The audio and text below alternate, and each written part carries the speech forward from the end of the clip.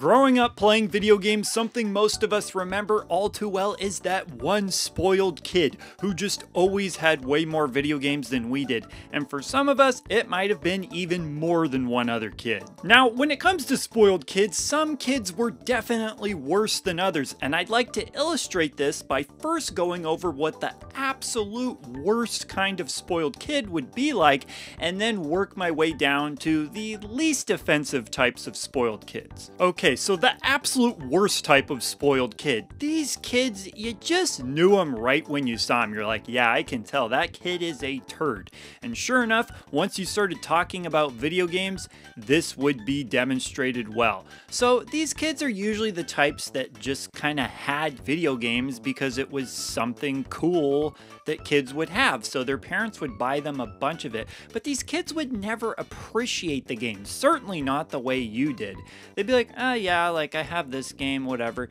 It was more just they liked having the games so that they could brag about having them. It was about the possession. It wasn't necessarily because they loved playing them. Now sure, maybe they played some of these games, but in a lot of cases, once you'd actually sit down and play games with them, they were terrible at their games because they didn't have any actual passion for them. The final key ingredient for the absolute worst kind of spoiled kid is that they do not let you play their games. That's right, no sharing. Now, in most cases, they won't even let you come over to their house to play their games, but if they do let you come over to their house, it's just so that they can make you watch them play.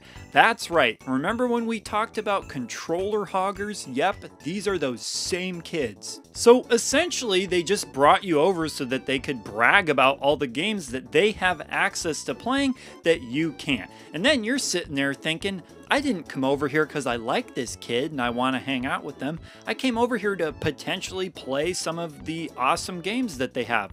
And now I'm not even playing that, so why am I here? So here's the thing about those spoiled kids that we would classify as the worst kind. I think a lot of them did not grow up to be retro gamers. And the reason why is they just didn't have the same passion for games that a lot of us watching do now. They kind of just did it, like I said, because it was just something cool to have. It was bragging rights. Like, look, I have all this stuff.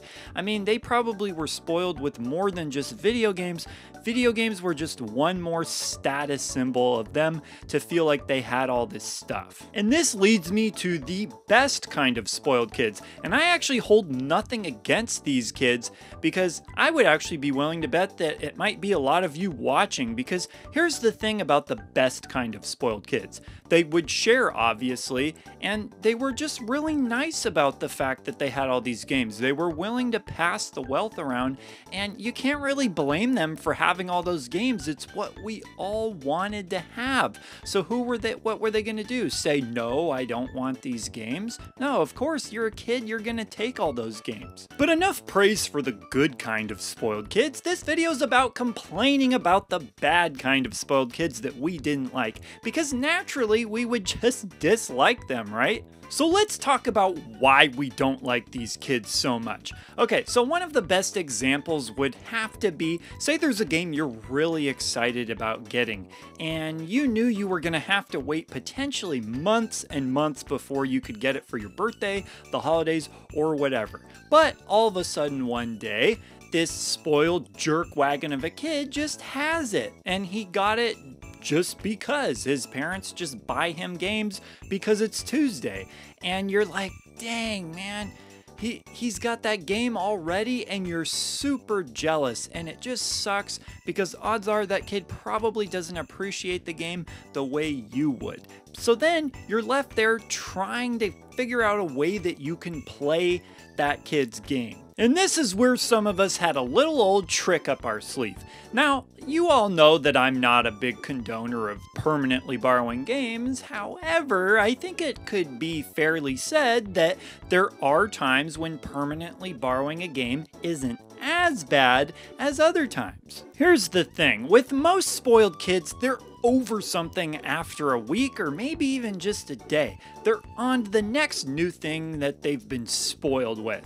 So the idea is that if you were to borrow that game, they no longer care about it, and so they might not ask for it back. And worst case scenario, they do ask for it back, and you still got to have it for whatever amount of time it was. But here's the problem. Being able to borrow those games in the first place could be darn near impossible, and especially if we're talking about the worst kind of spoiled kids, who were very possessive about all the stuff they were spoiled with. So at that point, the only option you're really left with is flat out stealing these games from these kids. And yeah, I'm not going to go that far, but I will say I did not feel bad for some of these spoiled kids when it did happen to them. I'm just saying, if you're rubbing it in the face of these other kids that you have something that they don't, what do you expect to happen? Quick little story for you. Okay, so this was right around the time that the Game Boy Advance had not been out for very long,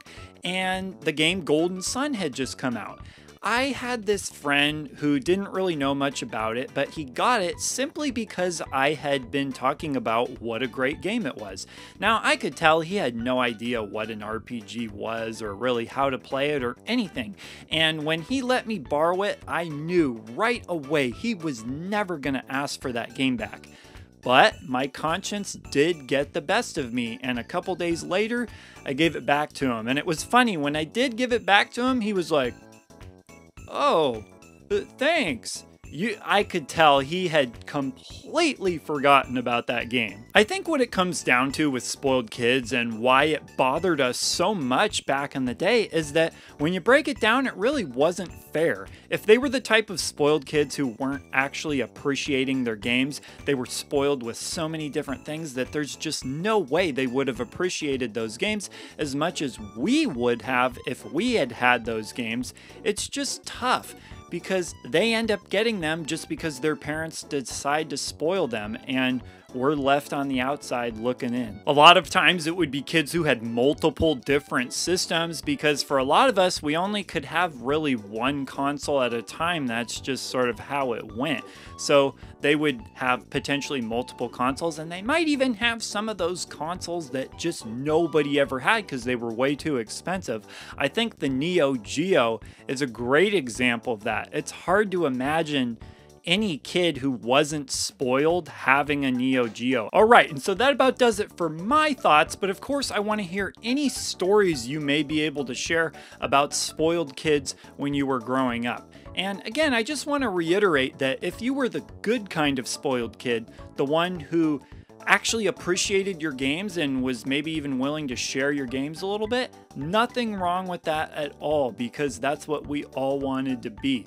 But of course, I also want to hear any stories you may have of those turd spoiled kids, because those can be pretty amusing. So be sure to leave your comments down below, and I will see ya in the next video. He's the retro bird, yeah, and he's talking about video games. He's the